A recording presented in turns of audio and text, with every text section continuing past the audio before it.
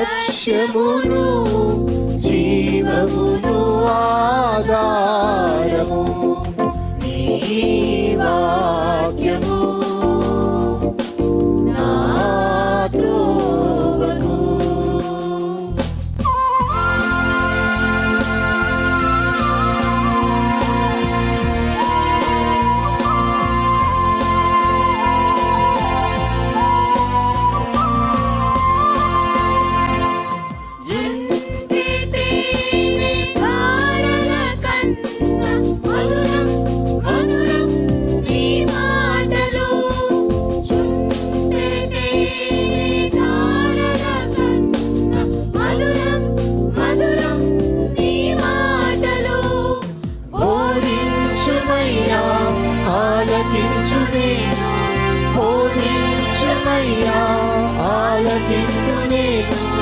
అనుసరింతునయ్యా ఆత్మశక్తితో, అనుసరింతునయ్యా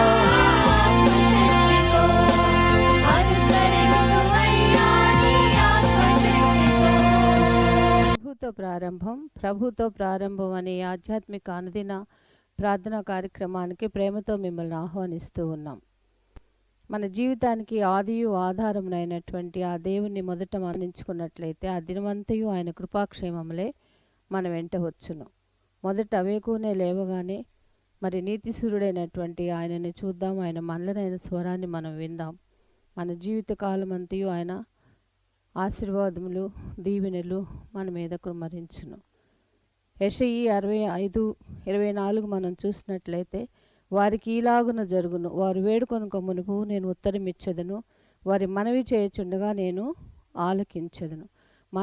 మనవి చేయుచుండగానే ఆయన మన మనవిని ఆలకిస్తున్నాడు. కాబట్టి మరి ప్రతి దినము కూడా ఈ యొక్క అనుదిన ఆధ్యాత్మిక కార్యక్రమంలో మనం పాల్గొన్నట్లయితే మన జీవిత కాలం అంతయు కూడా ఆయన మేలులను మనం పొందుకోగలం, ఆ నిత్యరాజ్యంలో వారసులుగా మనము జీవించగలం. రండి, ప్రభుతో ప్రారంభం కార్యక్రమంలో పాల్గొనండి, ఆత్మీయ మేలులు పొందండి. దేవుడు మిమ్మల్ని దీవించు.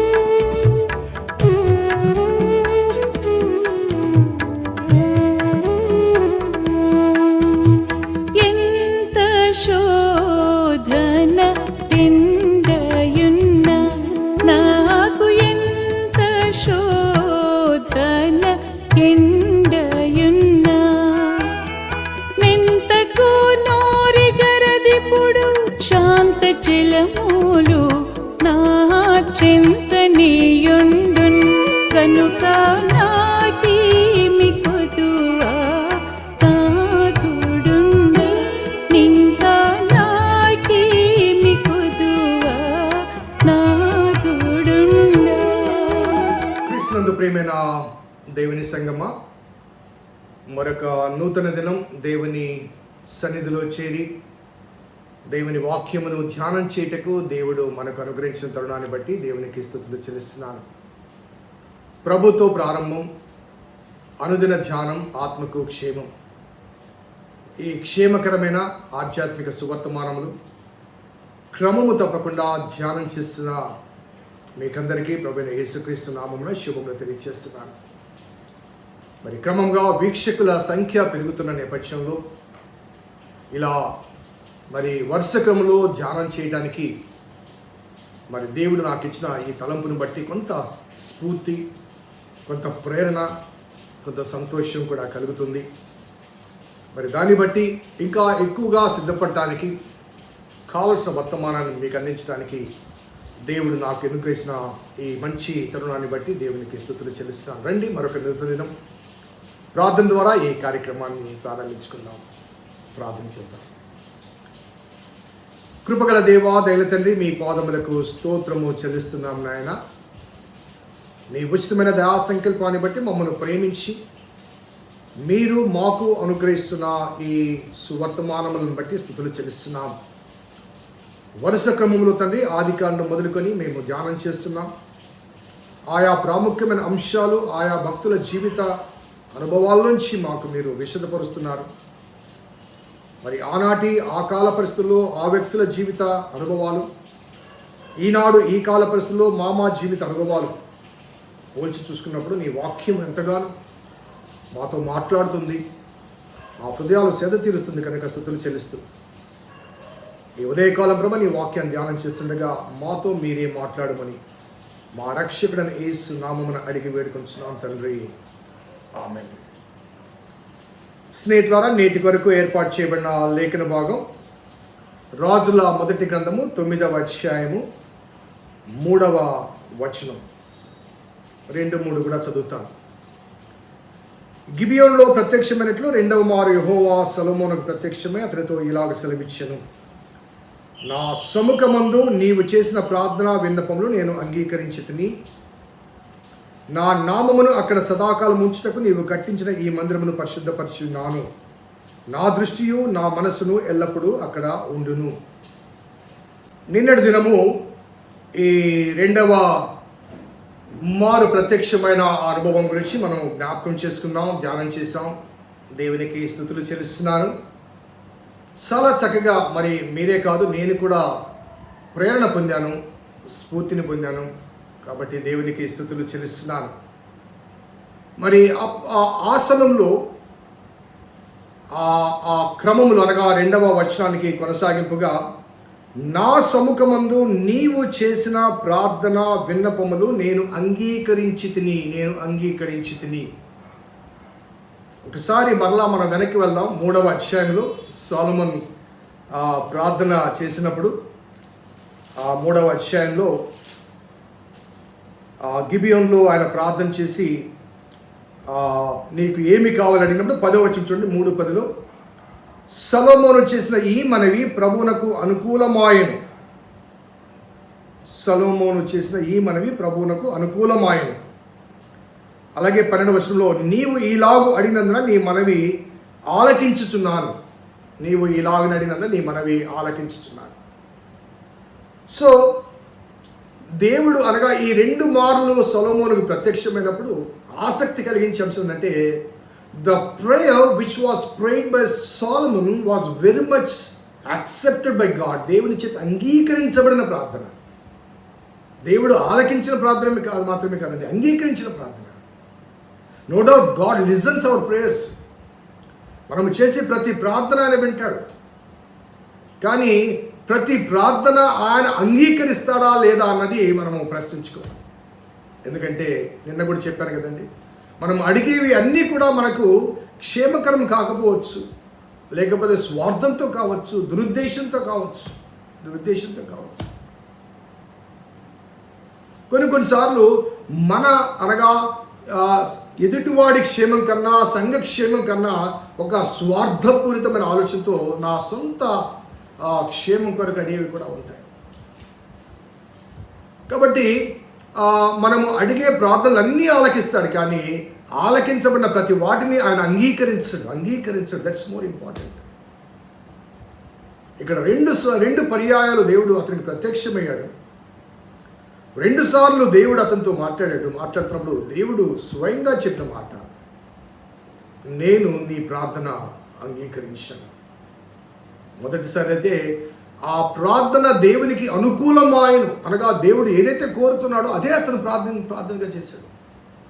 ఆ ప్రార్థన దేవునికి అనుకూలమాయను, దేవుడు ఆలకించాడు, దేవుడు అంగీకరించాడు. సో ఆటోమేటిక్గా అంగీకరించిన దేవుడు అనుగ్రహిస్తాడు. ఇంకా అక్కడ మనకు ఎటువంటి ఆక్షేపణలు ఉండవు, లేకపోతే ఆలస్యం ఉండదు.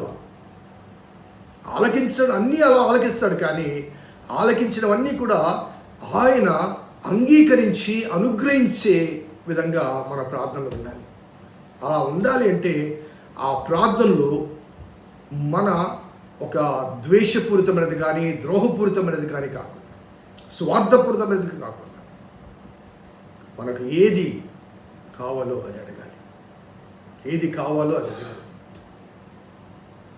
కాబట్టి దేవునికి అడిగే ఆ సమయాల్లో కూడా కొన్నిసార్లు సొలొమోను ప్రార్థన చూడండి ఒకసారి, ఆయన మాకు అది కావాలి, ఇది కావాలి అని అడగడం లేదు. గత 2-3 దినాలు మన ఆ ప్రార్థనలో వివిధ అంశాలు మనం జ్ఞాపకం చేసుకున్నాం. సో సొలొమోను చేసిన ప్రార్థనలో, ప్రభా మా ప్రజలకు ఇది కావాలి, లేకపోతే నాకు ఇది కావాలి, ఈ శత్రువుల ప్రాణం కావాలి, లేకపోతే అది కావాలి, ఇది కావాలి, ఇవేమీ అడగలేదు. ఒకటే అడిగాడు, ప్రభా ప్రతిసారి కూడా మమ్మల్ని క్షమించు. మేము దారి తప్పినప్పుడు, మేము పక్కకు పోయినప్పుడు, మేము నీ మాట వినప్పుడు మమ్మల్ని క్షమించు. సో క్షమించిన దేవుడు మనకు అనుగ్రహించకుండా ఉంటాడా చెప్పండి. సో ఆ సొలొమోను ప్రార్థనలో ప్రత్యేకమైన రిక్వెస్ట్ ఏమి, ఎందుకంటే God he's already granted everything. నువ్వు అడగకపోయినా నువ్వు దీర్ఘాయువు ఇస్తానంటాడు, శత్రుల ప్రాణాలు ఇస్తానంటాడు, అదే రీతిగా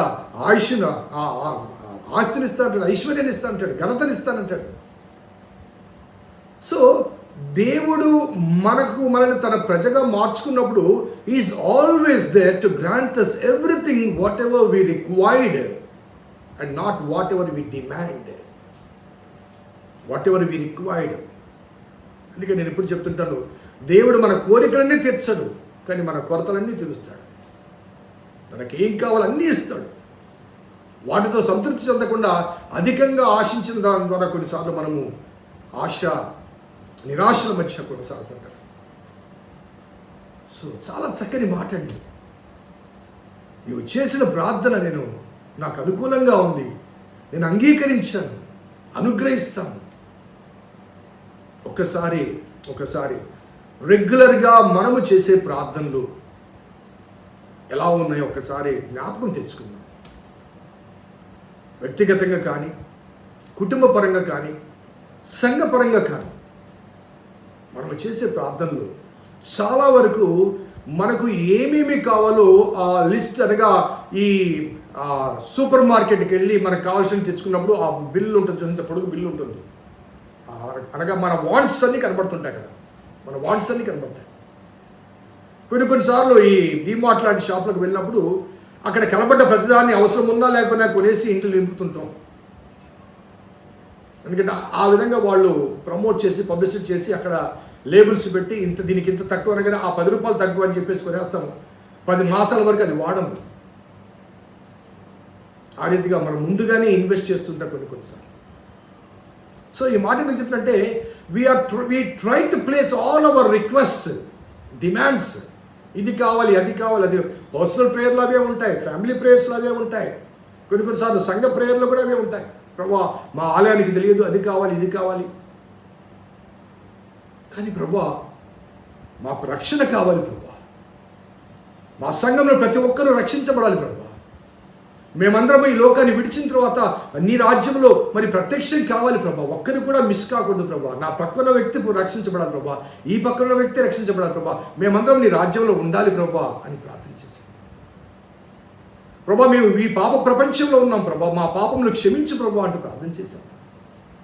పాప క్షమాపణ గురించిన మరి ప్రార్థన చేసే అంశాలు ఎక్కడన్నా సంఘ ప్రార్థనలు కనబడుతున్నాయా చెప్పండి?